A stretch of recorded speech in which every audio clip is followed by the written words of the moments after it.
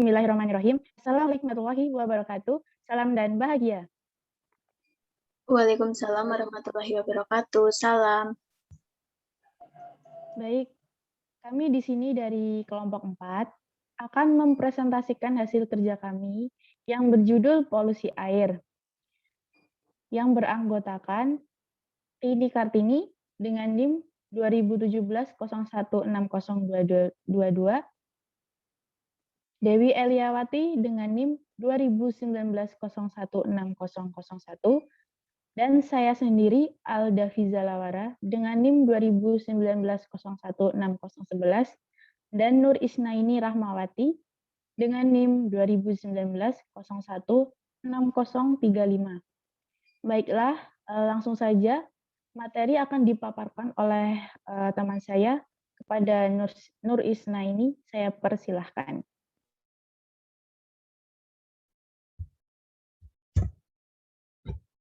Apa yang dimaksud polusi? Polusi adalah masuk atau dimasukkannya makhluk hidup, zat, energi, atau komponen lain ke dalam lingkungan oleh kegiatan manusia atau proses alam, sehingga mampu menurunkan kualitas lingkungan sampai tingkat tertentu. Hal tersebut menyebabkan lingkungan menjadi kurang atau tidak berfungsi lagi sesuai dengan peruntukannya. Nah, polusi ini biasa disebut dengan pencemaran. Perhatikan gambar berikut ini. Dari gambar tersebut, dapat kita lihat perbandingan kebersihan air dari keduanya. Gambar yang pertama terlihat sungai yang bersih dan air yang jernih. Pada gambar yang kedua, terlihat bahwa sebagian permukaan air tertutupi oleh sampah dan airnya juga menjadi keruh.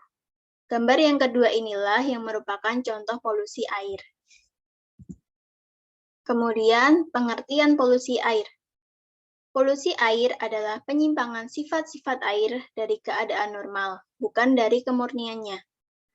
Adanya benda-benda asing yang mengakibatkan air tersebut tidak dapat digunakan secara normal disebut polusi air.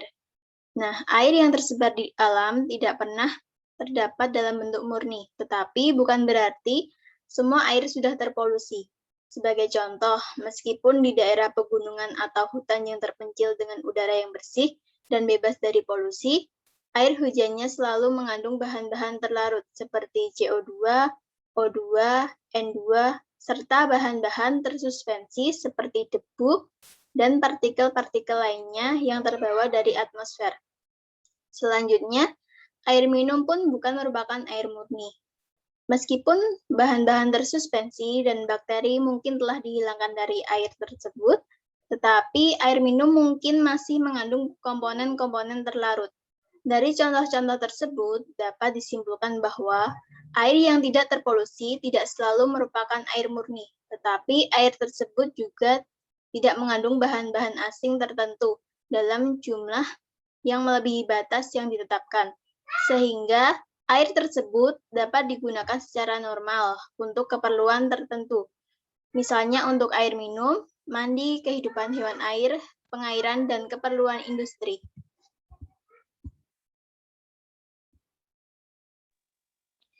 Selanjutnya, ada jenis-jenis sumber polusi air. Jenis-jenis sumber polusi air ini dibagi menjadi dua. Yang pertama sumber langsung, dan yang kedua sumber tidak langsung. Sumber langsung adalah sumber pencemaran air yang secara langsung melepaskan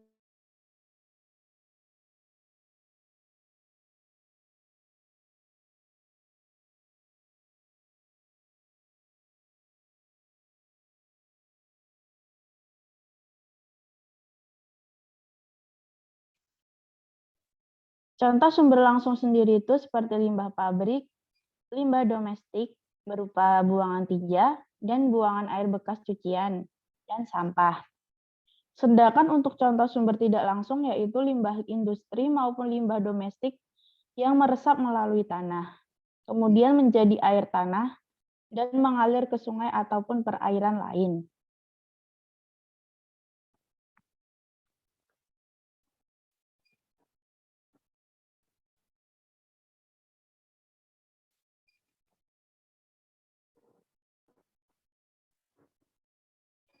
Selanjutnya ada penyebab polusi air. Nah, di sini ada gambar-gambar yang menyebabkan polusi air, di mana gambar pertama itu adalah membuang sampah di sungai. Yang kedua, limbah pabrik yang dialirkan ke sungai. Dan yang gambar ketiga itu limbah nuklir dan minyak yang tumpah di laut. Dan yang keempat itu adalah aktivitas rumah tangga sehari-hari yang banyak menggunakan berbagai bahan kimia seperti deterjen, sabun, dan sebagainya.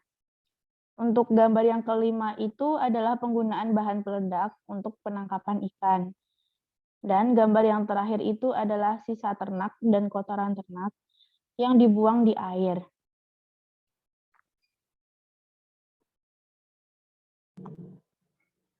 Lalu selanjutnya ciri-ciri air tercemar. Yang pertama itu terdapat warna pada air. Misalnya warna air yang sebelumnya bersih berubah menjadi keruh. Lalu terdapat bau aneh pada air. Misalnya air menjadi berbau tidak sedap atau berbau busuk. Air mempunyai rasa. Adanya perubahan rasa pada air disebabkan oleh adanya pencemar. Derajat keasaman pH tidak netral. Misalnya air menjadi lebih asam maupun basah. Terdapat endapan atau bahan terlarut. Endapan atau bahan terlarut tersebut berasal dari zat tercemar yang terkandung dalam air. Selanjutnya, terdapat perubahan suhu air. Perubahan suhu air ini juga disebabkan oleh adanya kandungan tercemar pada air. Kelebihan jumlah mikroorganisme. Misalnya di air tercemar terdapat banyak bakteri yang berasal dari pencemar seperti sampah. Selanjutnya itu meningkatnya radioaktivitas air. Hal ini biasanya disebabkan oleh adanya kandungan limbah nuklir pada air. Selanjutnya itu dampak polusi air. Yang pertama itu terganggunya kehidupan organisme air karena berkurangnya kandungan oksigen.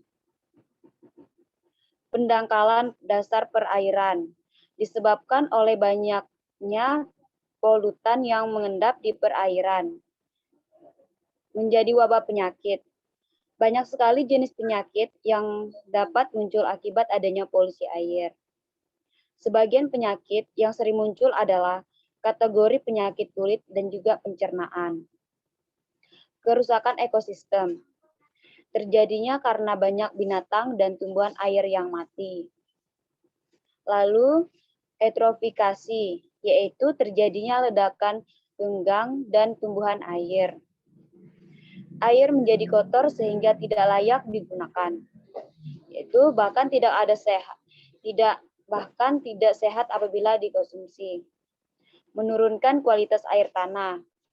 Penurunan kualitas air tanah ini akan berbahaya apabila air tanah tersebut dikonsumsi masyarakat. Hal ini karena biasanya sumber air seperti sumur berasal dari air tanah. Selanjutnya, solusi mengatasi polusi air itu terdapat 8 macam. Yang pertama, tidak merusak atau mengeksplorasi sumber mata air agar tidak tercemar karena menyadari akan kelangsungan kesediaan air. Yang kedua, tidak membuang sampah ke sungai, selokan, atau perairan lain supaya air tetap bersih dan layak digunakan. Kita juga sebaiknya membuang sampah pada tempatnya.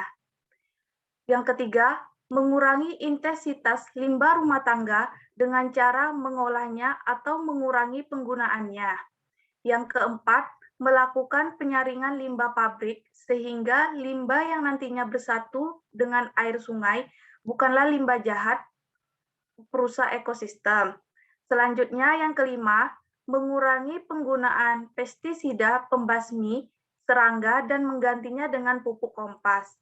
Keenam, kurangi pemakaian plastik dan bahan-bahan yang sulit terurai supaya tidak memunculkan banyak sampah. Yang ketujuh, kelola sampah rumah tangga, misalnya dengan cara didaur ulang menjadi barang yang bermanfaat. Yang terakhir, kedelapan, jangan menggunakan peledak saat menangkap ikan, namun bisa diganti dengan menangkap ikan menggunakan jaring ataupun dipancing. Oke, baik, terima kasih. Sekian dari kelompok kami. Jika dari teman-teman ada yang bertanya, kami persilahkan dan kami akan membuka sesi tanya jawab. Sesi tanya jawab yang pertama kami buka untuk 3 penanya dan sesi tanya jawab yang kedua juga kami membuka 3 penanya. Terima kasih, mohon maaf apabila dari kami ada kesalahan kata baik disengaja ataupun tidak disengaja, kami mohon maaf. Terima kasih. Wassalamualaikum warahmatullahi wabarakatuh. Salam. Waalaikumsalam warahmatullahi wabarakatuh. Salam.